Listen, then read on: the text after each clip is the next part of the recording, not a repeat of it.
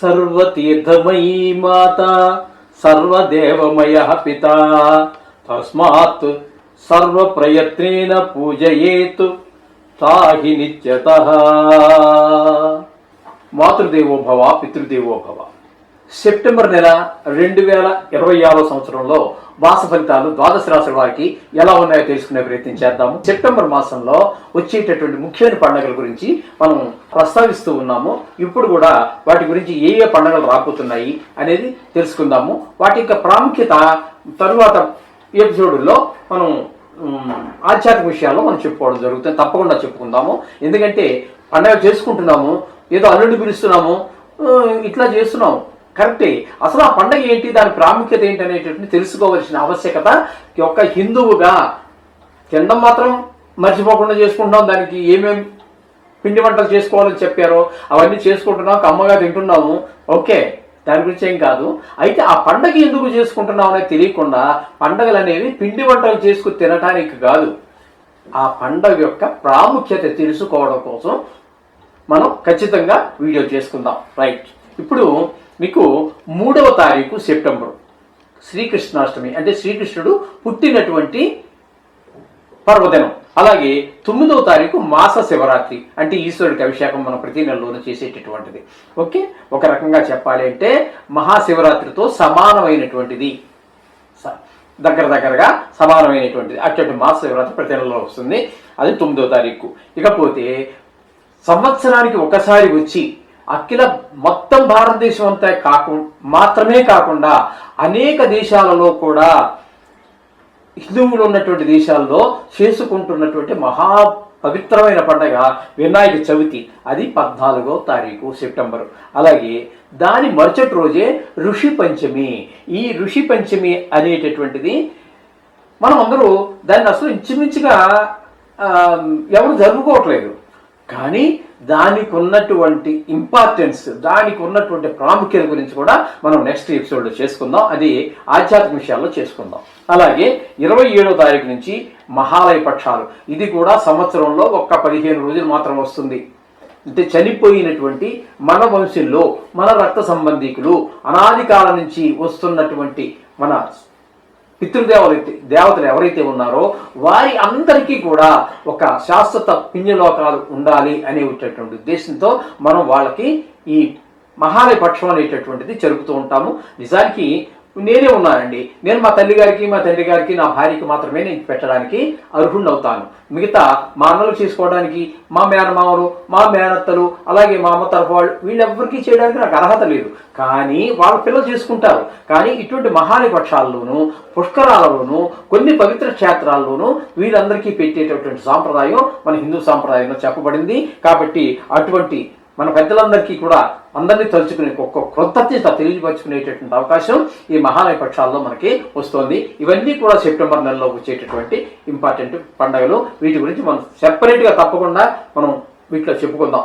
సింహరాశి వారికి సెప్టెంబర్ నెల 2026 సంవత్సరంలో గోచార ఫలితాలు ఏ విధంగా ఉన్నాయో సశాస్త్రీయంగా తెలుసుకునే ప్రయత్నం చేద్దాము. సింహంలోనే అంటే జన్మంలోనే బుధుని యొక్క సంచారము ఒక 7 రోజులు జరుగుతున్నది. తదుపరి ఆయన కన్యలో ప్రవేశించి 23 రోజులు సంచారం చేస్తున్నారు. జన్మల్లో ఈ బుధుని యొక్క సంచారము శుభ ఫలితములను ఇవ్వజాలదు. చెడు ఆలోచనల వైపు, దుర్మార్గపు ఆలోచనల వైపు, చెడు ప్రవర్తన వైపు, ఇట్లా అంతా ఈ విధమైనటువంటి ఆలోచన ధోరణే ఉంటుంది ఆ బుధుడు 7 రోజులు మాత్రం. ఆ తదుపరి ద్వితీయ స్థానంలోకి వచ్చి 23 రోజుల పాటు ఉంటున్నారు. ఇక్కడ 23 రోజులు ఆయన చాలా శుభప్రదమైనటువంటి ఫలితాన్ని ఇస్తారు. ఇక్కడ ధనానికి లోటు ఉండదు, మాట బాగుంటుంది, కుటుంబంలో బాగుంటుంది, కంటి జబ్బులను వాళ్ళకి బాగుంటుంది. ఈ విధమైన ఫలితాలన్నీ కూడా బుధుడు మంచి ఫలితాలు ఇస్తూ ఉన్నాడు. ఇక రవిని తీసుకున్నట్టయితే రవి జన్మల్లో 17 రోజుల పాటు 17వ తారీఖు వరకు ఉంటాడు. తదుపరి 18 నుంచి నెలాఖరి వరకు మనకి ద్వితీయ స్థానంలో ఉన్నారు. ఈ రవి జన్మల్లో కానీ ద్వితీయ స్థానంలో కానీ శుభ ఫలితములు ఇవ్వజాలడు. జన్మల్లో ఉన్నప్పుడు కొంచెం అనారోగ్యాలు చేసేటువంటి అవకాశం ఉన్నది. అలాగే ద్వితీయ స్థానంలోకి వచ్చాక ధనానికి ఇబ్బంది పడేటటువంటి పరిస్థితి, అలాగే మాటలో కఠినత్వం, ఈ విధంగా నేత్ర సంబంధమైన వ్యాధులు ఉన్న వారికి కొంచెం ఎక్కువ ఇబ్బందులు కలిగించేటటువంటి పరిస్థితి మనకి గోచరిస్తూ ఉన్నది రవి యొక్క సంచారం. ఇకపోతే శుక్రుని యొక్క సంచారము ద్వితీయ స్థానంలో 2 రోజుల పాటు, తృతీయ స్థానంలో 28 రోజుల పాటు శుక్రుని యొక్క సంచారం జరుగుతున్నది. ఇక్కడ శుక్రుని యొక్క సంచారం మనం తీసుకున్నట్టయితే నెల రోజులు కూడా ఆయన శుభప్రదమైన ఫలితాలు ఇస్తాడు. ద్వితీయంలో ఉన్నప్పుడు అంటే 2 రోజులే అనుకోండి, 2 రోజులు అయినప్పటికీ కూడా ధనానికి లోటు లేకుండా చూస్తాడు. తృతీయం దగ్గరికి వచ్చేటప్పటికి మీరు ఏ కళల్లో ఏ రంగాలలో ఉన్నారో ఆ రంగానికి సంబంధించినటువంటి వారు మీరు ఆ రంగంలో ఎదగటానికి సహాయ సహకారాలు అందిస్తూ ఉంటారు. ఇప్పుడు ఉదాహరణకి మీరు టీవీ రంగంలో ఉన్నారు, మీకు మిగిలిన వాళ్ళు ఎవరో కోఆపరేట్ చేస్తారు మీ అప్లిఫ్ట్ ఇవ్వడానికి, అంటే మిమ్మల్ని పైకి లేవతీయటానికి. అలాగే సినిమా రంగంలో ఉన్నటువంటి వారు, ఇట్లాంటి వాళ్ళందరికీ కూడా శుక్రుడు చాలా ఉపయోగకారిగా ఉంటాడు. ఇకపోతే జన్మల్లోనే కేతు సంచారం జరుగుతోంది. జన్మల్లో కేతు సంచారం అనేది శుభప్రదమైన ఫలితములను ఇవ్వజాలదు.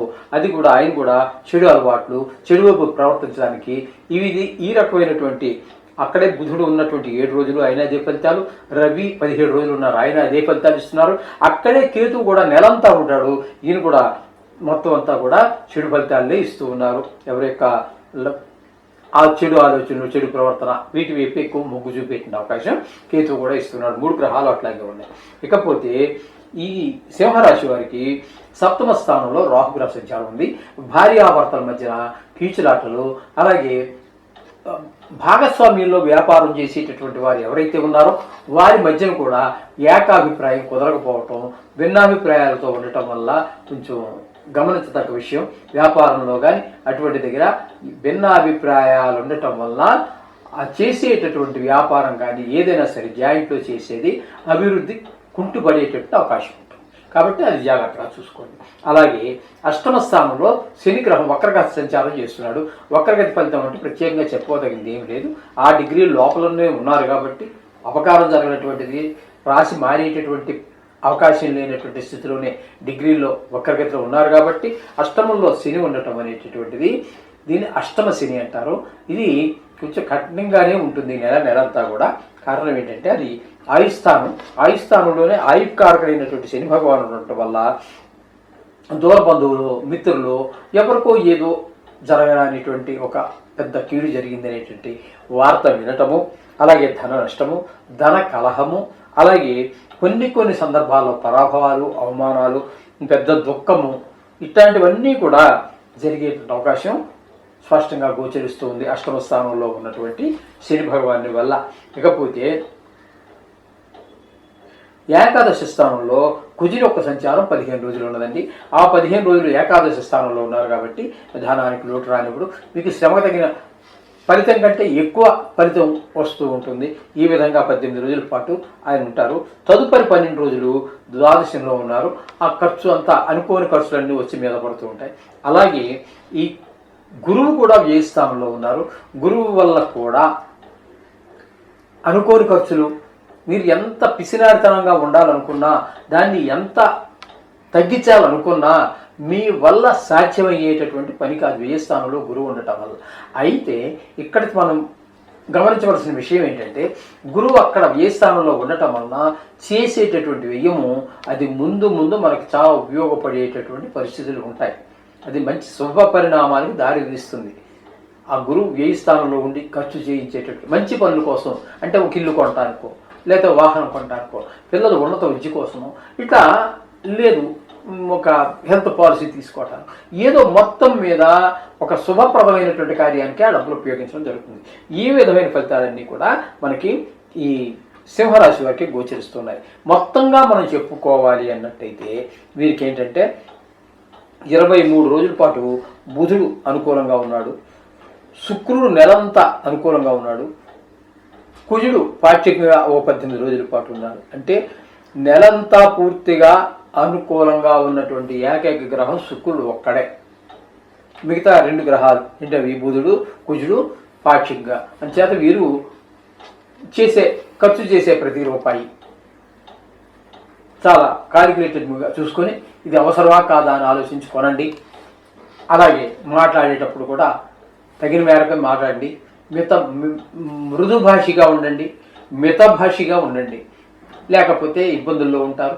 లేదు ఎవరికి మీరు హామీలు అట్లాంటివి ఉండవద్దు. ధనం కూడా ఎవరికి ఇవ్వవద్దండి. మీ దగ్గర ధనం తీసుకున్నవాడే మీకు శత్రువు అవుతాడు. వాడు మీ సోదరుడే కావచ్చు, ఫ్రెండే కావచ్చు, బంధువే కావచ్చు, పైవాడు కావచ్చు, ఎవడైనా సరే మొత్తం మీద విరోధానికి అవకాశం ఉంటుంది. కాబట్టి ధనాన్ని కూడా ఎవరికి అప్పుగా ఏదో సహాయం చేస్తున్నాం అనే భావం కాదు, ఏ భావంతో కూడా మీరు ఇవ్వకుండా ఉండటమే మంచిది. ఈ నెలంతా కూడా ఇక్కడ మనం సూచిస్తున్నటువంటి గ్రహస్థితి ఆ విధంగా ఉన్నది. సో మీరు ఎక్కువ గ్రహాలు ప్రతికూలంగా ఉన్నాయి కాబట్టి వీలుంటే రోజు గుడికి వెళ్ళండి. పొద్దుటే వెళ్ళాలని ఏమి లేదు, సాయంత్రం కావచ్చు, మధ్యాహ్నం కావచ్చు, మీకు ఏదో టైంలో ఖాళీ దొరకబోదు. అంటే మీరు కొన్ని ఉద్యోగాల్లో మరి రాత్రి ఇంటికి వచ్చేటప్పుడు గుడి ఉండదు, పొద్దుట వెళ్ళేటప్పుడు గుడి తెరవడం, అటువంటి ఉద్యోగాలు మనం ఏం చేయలేం. అది మీరు ఇంటి దగ్గర కూర్చున్నాం, ఆఫీస్లో కూర్చున్నాం, ఒక 20 నిమిషాలు ఆ నవగ్రహాల కోసం, ఆ దేవుడి కోసం వెచ్చించి ప్రార్థించండి. పరిస్థితులు కొంతవరకు మనకు చక్కపడేటట్టు అవకాశం ఉంటుంది. శుభం భూయాత్.